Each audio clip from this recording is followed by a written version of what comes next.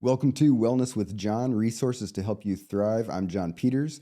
And in this video, I'm going to teach you something that is easy to learn and that's going to help you handle your stress better. And it's something you can take with you for the rest of your life. So once you learn it and you learn how to practice it and apply it, it's actually going to start lowering your stress immediately, and it will lower your stress for the rest of your life. Stay tuned.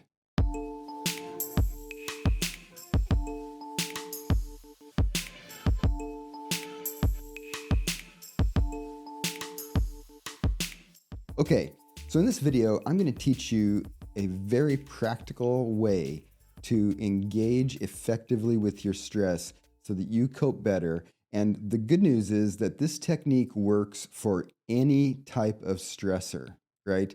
So no matter what's going on in your life, as I will explain, our stress system has a certain predictable type of response. And because of that, we can hack that to our benefit and cope more effectively with specific situations. And that translates into less stress for each of those situations that we cope better with. And if you multiply that out over all of the many, many stressful situations that we experience in our life, you're going to get an amazingly good benefit from learning this very straightforward technique. Now, it's a little bit technical, but I'm going to explain it so that anybody can understand it and anybody can practice it. So stay with me, okay? And stay to the end of the video, of course, because by the end, I'm going to teach you 2 ways to practice this technique, all right? So stay to the end. So here's the thing. When you or I experience a stressor, it doesn't matter what the stressor is, we go from being relatively not so stressed to quickly being very stressed about whatever the thing happens to be, okay? And this is true for any kind of stressor. We are all wired to have the fight or flight response. And when that happens, we perceive some sort of danger or stress, and our big brain fires off a sequence of cascading events in our nervous system and our body. And that's what we call the fight or flight response, okay? So what I want to do is I want to zoom in on certain elements of this response because we need to understand those in order to hack that response to our benefit, okay? So one thing to know is that when we perceive something and we have that stress trigger and we start to have the fight or flight response, okay? So we're having anxiety, we're having stress, we're having some sort of reaction. There's some things that are very interesting about what happens in our brain, okay? In our frontal lobe, if you're right-handed, the right side of your frontal lobe is the part that lights up under stress and where you think negative thoughts, okay? So if someone does something like a car cuts me off in traffic and I immediately am scared and then I think, that effing driver, they're an effing jerk, okay? If you stuck my head in a functional MRI in that moment, you would see that the right front part of my brain, the right frontal lobe, is actually extra active when I'm thinking the thought about the other driver being a jerk, okay? You would also notice that my left frontal lobe is less active because when the stress response goes up, it increases the activity of the right frontal lobe and it actually lowers the activity of the left frontal lobe. The frontal lobe is divided into left and right, and the 2 parts are in what we call a reflexive relationship. What that means is that when one gets more active, it actually inhibits and lowers the activity of the other side, okay? So that's why when people are experiencing high stress, they would often say, I'm having trouble concentrating. I'm having trouble with my short-term memory. I'm having trouble with focus, okay? Why do you have those symptoms in terms of your mentation? Because the extra activity of your right frontal lobe is inhibiting the left frontal lobe, and you need the left frontal lobe to have that sort of mental activity of good focus and good attention and good short-term memory, okay? Now, because it's a reflexive relationship, that means that that relationship between the 2 parts of the frontal lobe are a two-way street. So when the right frontal lobe becomes more active and I'm thinking really, really negative thoughts, it shuts down partially the left frontal lobe. But when the left frontal lobe becomes more active, it actually inhibits the right frontal lobe. See where I'm going with this, right? The negative lowers the positive, but if we can increase the positive, in a way, we can lower the negative. We're going to come back to that point in a minute, so hold on to that idea, okay? Frontal lobe, two parts, they interact with each other in a reflexive way so that when one is more active, the other one is less active, and vice versa, okay? Now, another thing you need to know about this technique is the tone continuum of experience, okay? That's kind of a fancy way of just saying that some things are pleasurable, some things are miserable, and it's a continuum. So some things are wildly pleasurable, some things are mildly pleasurable, some things are wildly miserable, some things are mildly miserable. And right in the middle of the tone continuum is the neutral point that is neither pleasurable nor miserable, right? So if you say, John, what color is the wall of your office? And I say, oh, it's kind of a beige color. Okay, that experience of noticing the color of the wall, I would put about in the middle position, right? I don't find the color of the wall distressful. It's also not particularly pleasurable. It's kind of neutral in the middle, right? So some experience is neutral, which is distinctly different from either miserable or pleasurable. And that's why I titled this video, Sometimes Neutral is Better Than Pleasurable. And here's why. Because when we have the stress response, so somebody says something that is upsetting to me, okay? My right frontal lobe becomes more active, my left frontal lobe becomes less active, okay? And I'm having a negative mentation, so the quality of my thoughts is skewed toward the negative because of that change in brain activity, right? If you were to hit my pause button on my life and then check in with me and say, John, in this moment, what is the tone of this experience? I'm going to say it's miserable. I'm upset. I'm angry. This person's a jerk, right? So I've got negative content in my thoughts. And the place that the experience is positioned on the tone continuum is toward misery, right? And that's going to be true of particular experiences, but it's generally true of all stressful experiences, right? Sometimes we have a type of stress that we call eustress, which is enlivening stress. Like, oh, I'm skiing down a mountain and it's really stressing me out because it's really challenging, but it's very enlivening at the same time. So we call that enlivening eustress. But most of the types of things that we talk about when we talk about I am stressed are miserable kinds of stress, okay? Miserable kinds of stress are the ones where the net effect is miserable and it's not enlivening, and it may be even disruptive and damaging to our coping, our effectiveness in life, right? So it's disruptive to us. It's something we would want less of, right? So all of us experience all sorts of stressors, some of them a little bit miserable, some medium, and some quite strongly miserable in our lives, right? But regardless of what the content is of the particular stressor, when we get stressed out, it's over on the misery side of the tone continuum, okay? So here's the thing. You know the phrase, if life gives you lemons, make lemonade, right? We all have that idea that if I am over toward the misery end of the tone continuum, ideally, I want to escape that. I want to be relieved from that misery. And ideally, I want to be able to jump into some level of pleasure, right? I don't just want to be relieved. I want to turn the lemons into lemonade. I want to somehow be positive. And this is a big motivation for why people use affirmations and things like that. And I want to be positive in the middle of stress, okay? But the problem of that, if we go back to the first point that I made at the beginning of the video, is when I am triggered and I'm having the stress response, when you're triggered and when you're having your stress response, the part of the brain, the right frontal lobe, is lit up, which is the part that's going to promote negative types of thoughts, negative appraisals of the situation. If that part is more active and the left frontal lobe, which is where I can think neutral and positive thoughts, if that is inhibited, I'm handicapped in that moment. I can't jump from misery to positive. I can't make lemonade out of lemons if the part of my brain that I need online and in play to make the lemonade is inhibited by the negative part of my brain, which is all fired up by the stress response. Okay, so you get it? We can't jump from negative to positive easily when we're having a high stress response, largely because of that change in brain activity that is promoted when the stress response goes up and the right frontal lobe gets more active and the left frontal lobe gets less active, okay?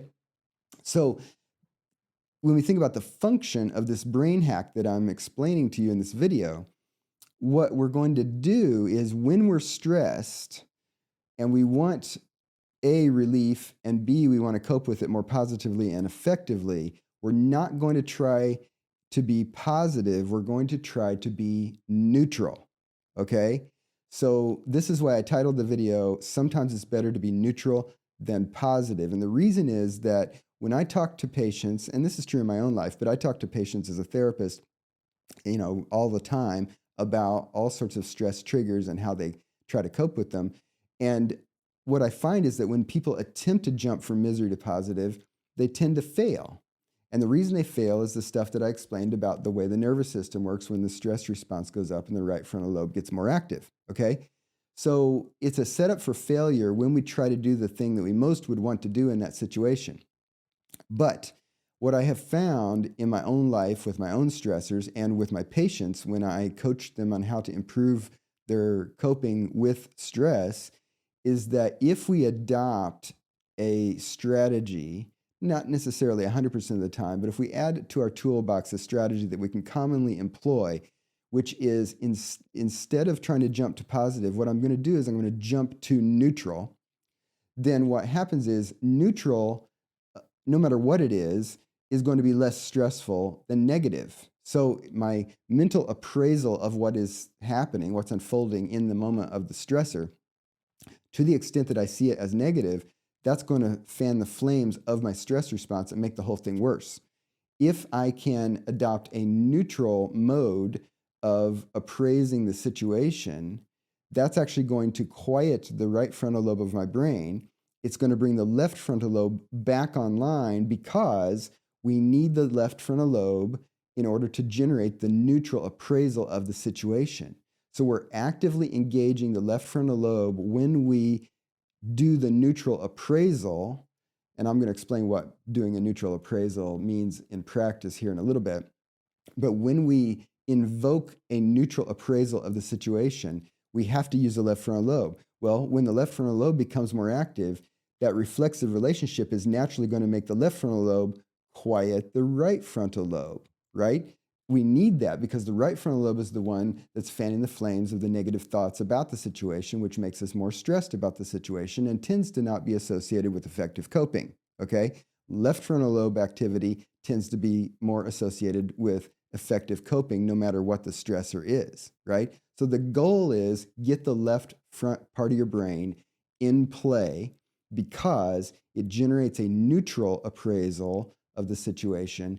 And the main point of all this is if we want to be positive, we can get to positive from neutral 1,000 times more easily than we can get to positive from negative. So that tone continuum of pleasure on one end, misery on the other end, neutral in the middle, it's almost impossible to jump from misery to pleasure, but it's very doable to jump from misery to neutral.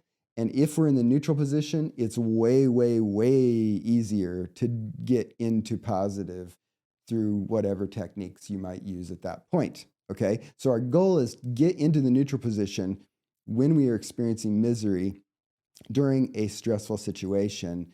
And that gives us A, relief from the misery, and B, a greater opportunity to then try to generate a more positive response to the situation. Okay, so there are two ways that I coach people on doing this practice. All right, number one is you can practice concrete thinking. And I've made 2 videos on this channel so far on concrete thinking. I'll put a link up here to the first of those 2. So you go watch that one and then watch the second one as well. And you can learn how to do it. But essentially, what you're going to do is you're going to pause what you're doing in the moment, in the situation, if safe and feasible. And for about 1 minute, you're going to engage in neutral activity in your mind. And if you want to speak it out loud, that's fine too. But my favorite technique that's easy to learn and easy to practice is actually just to use your hand. You just look at your hand and you say open, closed, thumb, finger, finger, finger, finger. So slowly and deliberately. If you do it too quick, your brain will go on autopilot and you'll stay stressed. Okay. So you have to slow down, turn off the autopilot. Slowly, mindfully, deliberately, you're going to name your hand position and you're just going to do that sequence over and over. Open, closed, thumb, finger, finger, finger, finger, open, closed, and so on. Okay. And the reason that works is because those words that we are mindfully and attentively saying about the position of our hand are neutral in tone. It's not particularly pleasurable to say open, close, finger, thumb, right? It's also not miserable to say open, close, finger, thumb. If it's neither pleasurable nor miserable, it's in the neutral position in the tone continuum.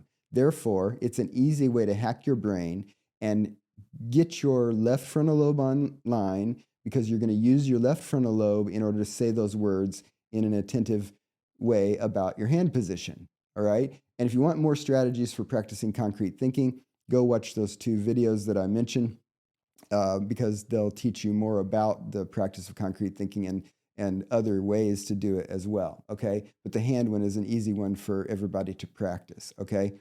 The other way that you can do this, which is a little deeper, and I think in the long run increases the capacity of the person to be neutral more creatively and have more robust effects on the quality of how effective your coping is with stressors, is get a notebook. And what I want you to do with your notebook is write down 3 situations that you experienced in the recent past that were stressful and where you had a negative reaction. And by negative reaction, I mean you either thought negative thoughts, you said negative words, or you did negative behaviors. Okay. So you had some sort of challenged, miserable experience, and you had some sort of suboptimal, challenged, negative response to that. All right. So you just name the 3 things, situation 1, 2, and 3 in your notebook. Okay. You just name, okay, like yesterday I had a flat tire on the way to work. I got mad and I kicked the car. Okay. So that's what you're writing with the 3 situations, just what happened. And you don't have to get into too much detail just in step 1 of naming them. Okay. Step 2 is you then zoom in a little bit and you say, what was I feeling in terms of the quality of my emotional experience, and what was I thinking, and what did I behaviorally do, either in verbally or behaviorally with my body? Okay. So like, let's say I had a flat tire on the way to work. Okay. I was feeling really angry. Okay. What did I think? This is stupid. I'm going to be late. My boss is going to be mad at me. I don't like this. I just bought that tire. Who left nails in the road? Whatever. And those are the thoughts in my head. And what came out of my mouth? Well, I did a bunch of cussing. What did I behaviorally do? I kicked the car. Okay. So you zoom in on specifically what you were feeling in terms of emotional quality, what you were thinking, what you said or did. Okay. You name that for each of the 3 situations. Okay. And we call this the negative response, again, referring to the tone continuum. Negative, neutral, and positive refers to the quality of the experience, but also the quality and effectiveness of how we responded proactively and assertively and appropriately to the situation, right? So generally, if you name 3 situations and you name what you did, what you're going to identify in what you did in terms of feelings, thoughts, and behaviors are going to be negative kinds of responses, right? And I don't mean negative as in bad, but you get what I'm talking about. So then you go back with each of your 3 things that you named and wrote in your notebook, and you imagine what a neutral appraisal would be for the same situation. Now, it's not something that you probably actually had in the situation. You're just going to hypothetically imagine, okay, if the exact same thing happened, let's say I had a flat tire on the way to work, and instead of having the negative reaction, what would be a more neutral reaction to the same situation? Okay. So a more neutral reaction might be, oh, I got somewhat frustrated, but I didn't get enraged and overly angry. And I thought, oh, this kind of sucks, but I do know that I have a spare tire in the trunk, and I've got a jack, and I've got my phone, so I can call work and let them know that I'm having a flat tire and I'm going to be late. and explain it to them so nobody's too upset about me being late to work. Okay. And then I can decide, okay, am I safely off the road, and can I jack the car up and proceed on my way on my day? Okay. That is a more neutral response than the likely negative one that I actually had, let's say, if I'm recalling the stressful event.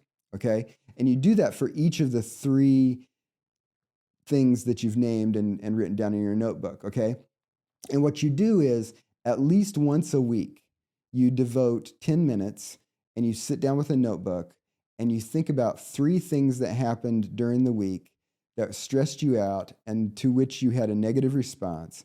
And what you're going to do is just brainstorm what would a more neutral response be to the same situation. And neutral, again, means less negative, so more toward the neutral. Or it might be purely neutral, like, oh, yeah, I didn't really get too upset about it. And I thought, this is interesting. I probably have a flat tire about once every 10 years. So I'm about due to have this kind of thing happen, and so neutral can be kind of brainstormy, creative, the type of thing you do when you're just thinking openly about something that's not particularly stressful and you're just thinking of different aspects of the situation. But anyway, you get it. You're going to try to think of something more neutral or solidly neutral about something that recently happened that stressed you out and you had a negative response to. So about once a week for the next few weeks, you devote 10 minutes per week at some time when it's feasible in your lifestyle. Just sit down with your notebook, identify three things. What was the negative reaction? What's a more neutral reaction? If you do that, what happens is that progressively you get better at being able to generate a more neutral reaction in real time when a stressful event is actually happening, okay? And if you use something like concrete thinking, then it's way, way more effective for you and you're more able to enter that neutral mode. And if you're more in the neutral mode, then you quell that miserable and dysfunctional kind of stress response, which tends to impair and diminish the quality of effective coping with whatever the stressor is, okay? So I hope this is enlivening. If you'd like this kind of content, and if you want to be less stressed, hit the subscribe button because then you'll be apprised of future videos that I publish on this channel that have to do with tips like this that are practical tips to help you thrive. And before I sign off today, I want to say, if you'd like to get a free ebook to help you lower your stress, I have a free ebook available that has other easy to learn, easy to practice techniques that will help you immediately start lowering your stress. And they teach you things that you can incorporate into your life that will continue to help you lower your stress into the future. So check the description below. I'll put the link to the free ebook down there. I'll also pin it in the comments. So if you want to get a free ebook, just follow the link and I'll send it to you via email. Thanks for joining me today, and I'll see you in a future video.